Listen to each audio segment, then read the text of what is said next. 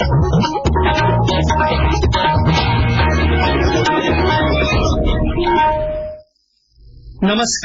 प्रादेशिक समाचार के साथ मैं राहुल शर्मा। पहले मुख्य समाचार। केंद्रीय शिक्षा राज्य मंत्री अन्नपूर्णा देवी ने कोडरमा में फुटपाथ दुकानदारों को सौंपी वेंडर मार्केट की चाबी। कहा, स्थायी ठिकाना मिलने से दुकानदारों की आय में होगी वृद्धि। मुख्यमंत्री हेमंत सोरेन कल जाएंगे भोगनाडीह। हूल दिवस पर कई विकास योजनाएं राज्य को करेंगे समर्पित। शहीद सिद्धू कान्हू को देंगे श्रद्धांजलि। राज्य में भाजपा का संपर्क से समर्थन अभियान जारी। प्रदेश अध्यक्ष दीपक प्रकाश ने खिलाड़ियों से मुलाकात कर प्रधानमंत्री की अगुवाई में वैश्विक पटल पर देश के बढ़ते मान सम्मान पर की चर्चा।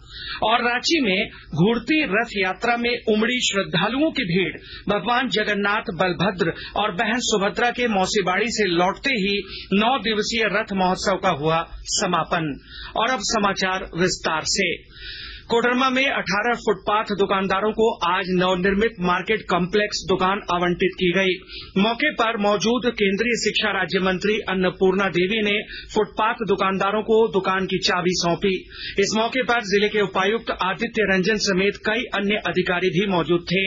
मंत्री अनिश्चितता के दौर से गुजरने वाले फुटपाथ दुकानदारों को स्थायी रूप से बसाने से न सिर्फ शहर व्यवस्थित होगा, बल्कि इन्हें रोजगार करने में भी फायदा मिलेगा। स्थायी दुकान मिल जाने से वो अच्छे ढंग से अपना व्यवसाय जिसका भी है, कोई दुकान है, कोई जो भी प्रतिष्ठान है, उसको सही ढंग से वो कर सकते हैं, मेहनत के साथ कर सकते हैं और अपने परिवार का अच्छे से भरण पोषण भी वो करेंगे। तो ये अच्छा है। इस तरह का बहुत सारा अभी इस तरह दुकान का भी उपायुक्त से बात हो रही थी, तो बहुत जगहों पे दुकान की व्यवस्था की गई है, जहां पर सरकार के माध्यम से या फिर अन्य किसी फंड से। तो हमें लगता है कि जो ठेला लगाने वाले लोग इधर उधर जाते तक अव्यवस्थित भी रहता है, उसकी वजह से भी वो दिक्कतें होती है। कहीं न कहीं पार्किंग की अव्यवस्था हो जाती है, अन्य और समस्याएं आती है। तो इस तरह के व्यवस्थित रूप से बनने के बाद हर को सुविधा होगा, आम नागरिक को भी सुविधा होगा और जो प्रतिष्ठान चलाने वाले लोग हैं उनके लिए भी सुविधा होगा। मुख्यमंत्री हेमंत सोरेन कल साहेबगंज के भोगनाडीह में आयोजित हूल दिवस कार्यक्रम में शामिल होंगे। वे सिद्धू कान्हू के बंधुओं से मिलेंगे और परिसंपत्तियों का भी वितरण करेंगे। हूल दिवस कार्यक्रम को लेकर साहेबगंज जिला प्रशासन ने सभी विभागों को तैयारी पूरी करने का निर्देश दिया है। जिले के उपायुक्त रामनिवास यादव ने बताया कि कार्यक्रम में विभिन्न विकास योजनाओं को लेकर विभागों की ओर से स्टॉल बनाए जाएंगे। उन्होंने जानकारी दी कि मुख्यमंत्री श्री सोरेन विभिन्न योजनाओं का शिलान्यास और लोकार्पण भी करेंगे। राज्यपाल सीपी राधाकृष्णन ने सिमडेगा जिले के अरानी में आयोजित लोक संवाद कार्यक्रम के दौरान विभिन्न योजनाओं के लाभुकों के बीच करोड़ों रुपए की परिसंपत्तियों का वितरण किया। और जानकारी के साथ हमारे संवाददाता। सिमडेगा जिले की अरानी पंचायत में आयोजित जन संवाद व परिसंपत्ति वितरण कार्यक्रम में झारखंड के राज्यपाल सीपी राधाकृष्णन ने विभिन्न योजनाओं के लाभुकों के बीच 11,57,06,000 रुपए की परिसंपत्ति का वितरण किया। लाभुकों को प्रधानमंत्री आवास योजना, मुख्यमंत्री रोजगार सृजन योजना, बिरसा हरित ग्राम योजना, मुख्यमंत्री कन्यादान योजना आदि के तहत राशि दी गई। राज्यपाल सीपी राधाकृष्णन ने कहा कि महिलाएं स्कूल यूनिफॉर्म तैयार करने, मुर्गी पालन आदि पर ध्यान दें। इससे गांव की अर्थव्यवस्था में सुधार होगा। मनोज कुमार सिन्हा, मनु, आकाशवाणी समाचार, सिमडेगा। राज्य भर में भाजपा का संपर्क से समर्थन अभियान जारी है। इस सिलसिले में आज पार्टी के प्रदेश अध्यक्ष दीपक प्रकाश ने रांची के डिबडीह में 8 बार इंटरनेशनल हॉकी में भारत का नाम रोशन करने वाली कांति बा और उनके 16 वर्षीय पुत्र और नेशनल बास्केटबॉल प्लेयर अनीक लकड़ा से मुलाकात की। इस दौरान श्री प्रकाश ने प्रधानमंत्री नरेंद्र मोदी की अगुवाई में वैश्विक पटल पर देश के बढ़ते मान सम्मान पर चर्चा की। रांची के सांसद संजय सेठ ने कहा है कि प्रधानमंत्री नरेंद्र मोदी के नेतृत्व में शुरू की गई जन कल्याणकारी प्रधानमंत्री सहज बिजली योजना के तहत देश के हर कोने तक विद्युत संरचना स्थापित की गई है। श्री सेठ ने आज रांची के आईएमए भवन में आयोजित बिजली उत्सव को संबोधित करते हुए कहा कि दीनदयाल उपाध्याय ग्राम ज्योति योजना के अंतर्गत आज भारत के हर कोने तक बिजली पहुंच गई है।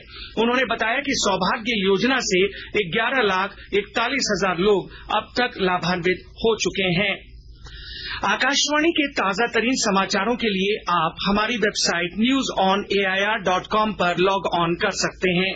ताजा समाचार Twitter handle @AIR News Alerts और Facebook page all India radio news पर भी उपलब्ध है। आप प्रादेशिक समाचार एकांश के ट्विटर हैंडल @AIR News_Ranchi और फेसबुक इंस्टाग्राम पेज तथा YouTube channel AIR News Ranchi पर भी हमारे बुलेटिन सुन सकते हैं। प्रादेशिक समाचार आप आकाशवाणी रांची से सुन रहे हैं। झारखंड के 8वीं और 10वीं पास युवाओं के लिए ITI से ट्रेनिंग लेकर रोजगार और स्वरोजगार प्राप्त करने का है ये सुनहरा अवसर। झारखंड के सभी सरकारी LWE सहित निजी PPP, CSR, TSP, ITI में नामांकन हेतु ITI पोर्टल www.iti.jharkhand.gov.in के एडमिशन मॉड्यूल के द्वारा आवेदन करें। नामांकन तिथि 15 जून से 5 जुलाई 2023 है। अधिक जानकारी के लिए टोल फ्री नंबर 1800-1233-444 पर कॉल करें। श्रम नियोजन प्रशिक्षण एवं कौशल विकास विभाग झारखंड द्वारा जनहित में जारी। विराम के बाद एक बार फिर से आपका स्वागत है। राजधानी रांची के कांटाटोली स्थित बिरसा मुंडा बस स्टैंड में खड़ी 5 बसों में आज आग लग गई। घटना की सूचना मिलते ही खादगड़ा OP प्रभारी आकाश भारद्वाज मौके पर पहुंचे और फायर ब्रिगेड को घटना की जानकारी दी। फायर ब्रिगेड के 2 वाहन मौके पर पहुंचे और काफी मशक्कत के बाद आग पर काबू पाया। हालांकि इस दौरान कई बसें पूरी तरह से जल गईं। आग लगने के कारणों का खुलासा नहीं हो पाया है। देवघर जिले के बुढ़ई थाना क्षेत्र के जगदीशपुर गांव के समीप हुए सड़क हादसे में बाइक सवार 2 युवकों की मौत हो गई। जानकारी के मुताबिक दोनों युवक बाइक पर सवार होकर अपने एक रिश्तेदार के यहां जा रहे थे। इसी क्रम में पत्थर लदे एक हाईवा ने उन्हें चपेट में ले लिया। आकाशवाणी का समाचार सेवा प्रभाग आज रात स्पॉटलाइट कार्यक्रम में सड़क परिवहन और राजमार्ग मंत्रालय में सचिव अनुराग जैन के साथ एक विशेष साक्षात्कार प्रसारित करेगा। इस कार्यक्रम में पिछले 9 वर्षों के दौरान मंत्रालय की उल्लेखनीय उपलब्धियों और विभिन्न पहलुओं पर चर्चा की जाएगी। श्री अनुराग जैन ने साक्षात्कार के दौरान व्यापक जानकारी देते हुए मंत्रालय की उपलब्धियों पर अपने विचार साझा किए। यह पूरा साक्षात्कार आज रात 9:15 बजे से FM गोल्ड और अतिरिक्त मीटरों पर सुना जा सकता है। यह कार्यक्रम हमारी वेबसाइट newsonair.gov.in तथा YouTube channel news on AIR official पर भी उपलब्ध होगा। अमरनाथ यात्रा 1 जुलाई से शुरू हो रही है। इस वार्षिक यात्रा के लिए श्रद्धालुओं का पहला जत्था आज जम्मू के आधार शिविर पहुंच गया है। 62 दिन की यह यात्रा 31 अगस्त तक संपन्न होगी। इस बार यात्रियों के लिए संपर्क स्थापित करने, लंगर और चिकित्सा सुविधा के अधिक व्यापक प्रबंध किए गए हैं। श्री अमरनाथ श्राइन बोर्ड के मुख्य कार्यकारी अधिकारी डॉक्टर M.K. भंडारी ने बताया कि यात्रा के मार्ग को सुगम बनाने के लिए और यात्रा के दौरान चौकसी बरतने के लिए ड्रोन और CCTV कैमरे से नजर रखी जाएगी। उन्होंने बताया गया कि यात्रा के लिए श्रद्धालुओं के नामांकन की विशेष व्यवस्था की गई है। 62 दिन की यात्रा अभी तक की सबसे लंबी यात्रा श्री अमरनाथ जी की होगी। इसमें 13 वर्ष से लेकर 70 वर्ष के श्रद्धालु शामिल हो सकते हैं।